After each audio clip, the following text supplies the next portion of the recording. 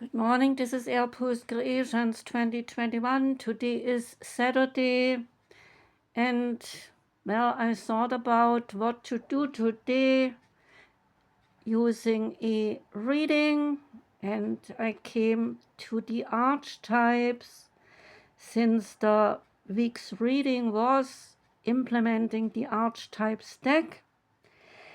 And so, the archetypes, what are they?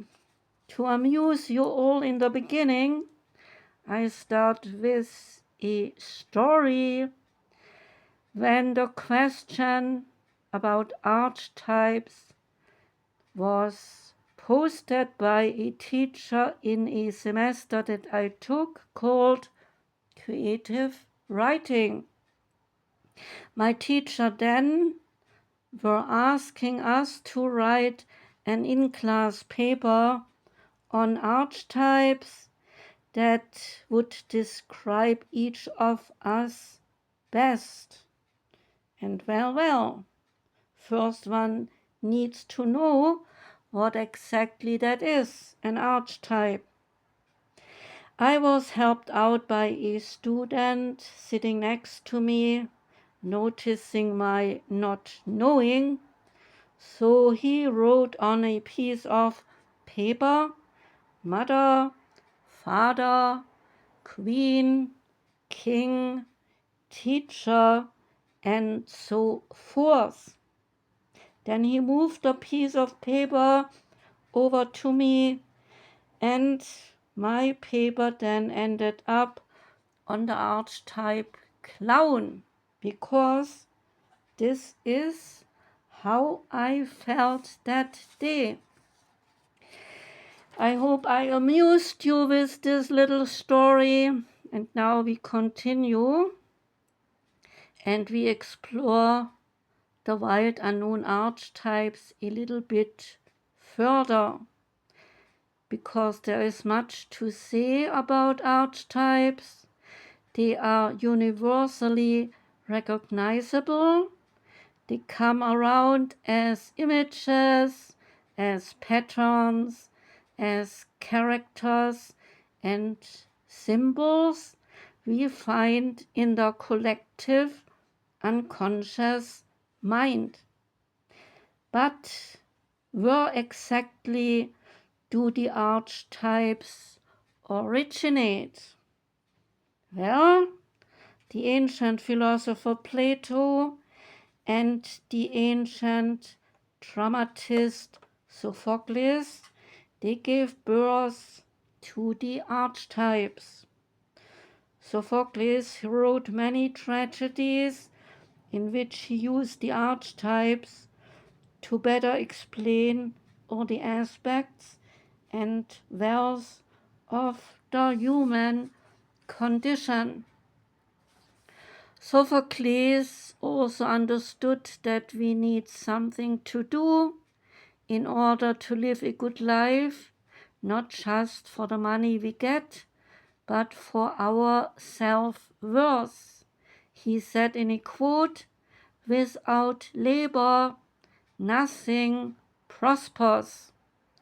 Sophocles also said this: "All men make mistakes, but a good man yields when he knows his course is wrong and repairs the evil.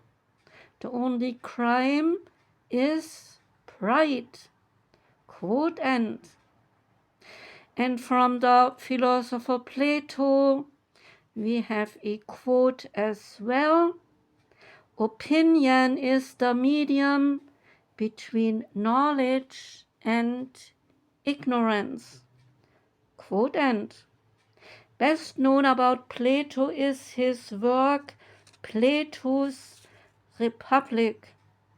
There is the mention about a well-governed society which would be established by philosopher kings ruling society, because Plato believed that such a government would bring the justice and the good needed to the communities. Well, yes, I agree, but we are far away from it when we look at the world today, but it remains a good thought being explored further.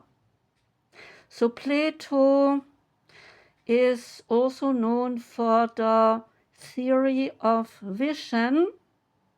It involved the three streams of light.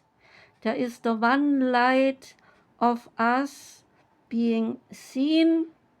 There is the one light coming from our eyes that see. And there is the one light from the illuminating source, which is the divine light within each of us. Best known, however, is the philosopher Plato, I think, for his archetype, the cave. There in this cave is described how human beings, they are shut away from the outside world. They are living like prisoners in a dark cave, and there they only see the reality of that cave, since they never ever saw or experienced anything else but that dark cave. So, shut off in this darkness, these people remain in darkness in their way of relating to only one way of living and of thinking, since they have no chance to distinguish between one way or another. So Plato used this cave to bring to our attention the living in ignorance. Ignorance is happening when we do not distinguish, we have no other way known to us, or we have not yet seen the truth to change from worse to better or from bad to good. And only when we leave the darkness, which is also our ignorance, then we truly see, said Plato. So the archetypes, they are useful symbols to get us through some problems in order to understand things better. You could say that, quote, archetypes have their own agenda and they came out of the chaos of the collective. This quote is a quote in the book of this deck. So the Swiss psychologist and psychiatrist Carl Jung, he spent much time of his professional life and works on the concept of archetypes. Carl Jung did not create the archetypes, he nevertheless made them better known to a broader community. He devoted his life's work to a closer study of the archetypes. He studied them in his patients, in himself, and in our relationship to the world. In the beginning of his work, Carl Jung called the archetypes primordial images, a beginning beyond a beginning, so to speak, having images and imagination as its source.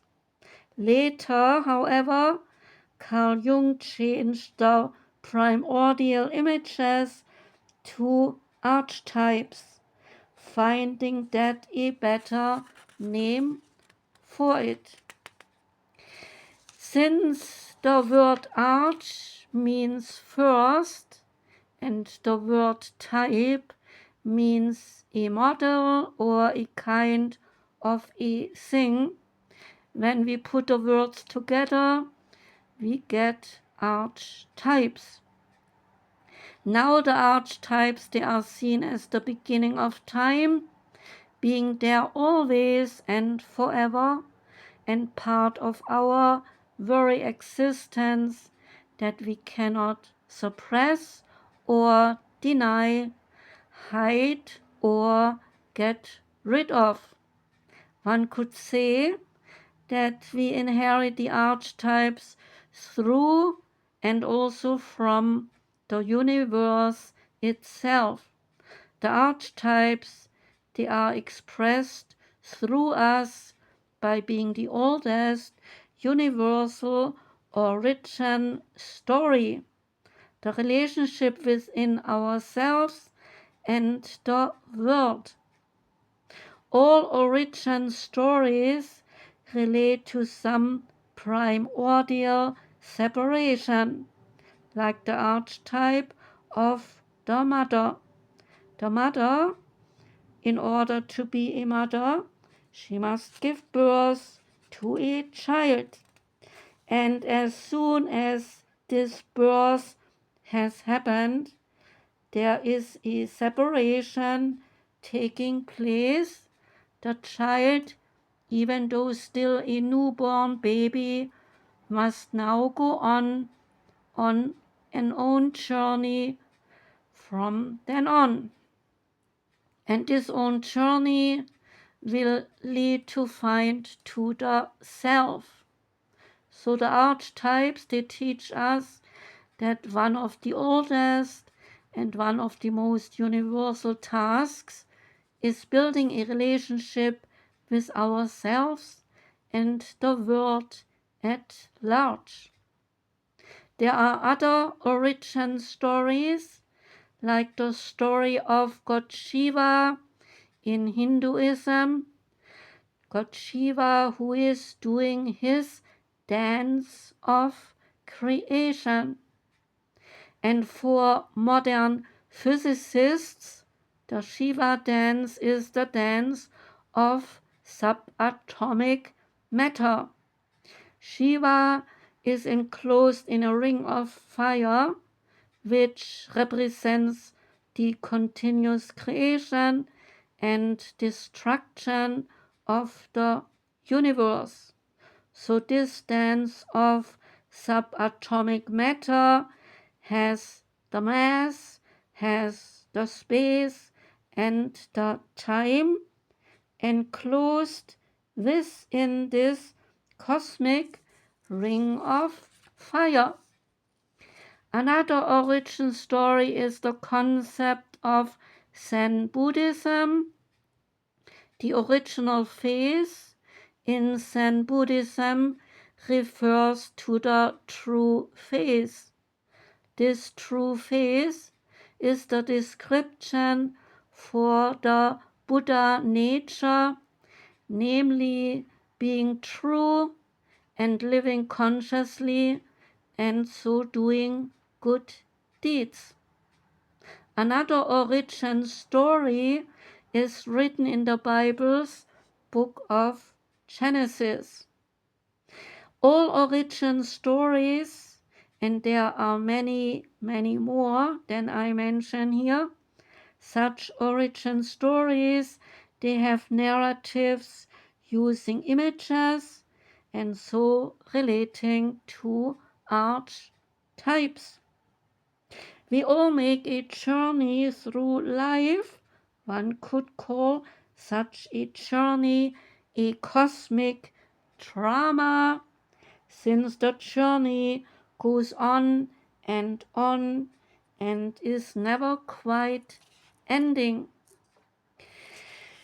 So it takes a lot of imagination and the stretching of the mind and the heart to master the limitations and to undertake the life's journey, writes the author of this deck, the Wild Unknown Archetypes. And she wants us to let all the images move through our minds and then do the work for us. And she also says that we should relax and know that everyone is part of this journey, one way or the other. That said, I wish you all a beautiful weekend, lots of new impressions, new ideas, new insights, and above all, lots of joy. Sending out much love, take care, and I shall be back on Monday with my weekly shaman oracle readings, and I hope I see one or two of you then. Take care and goodbye.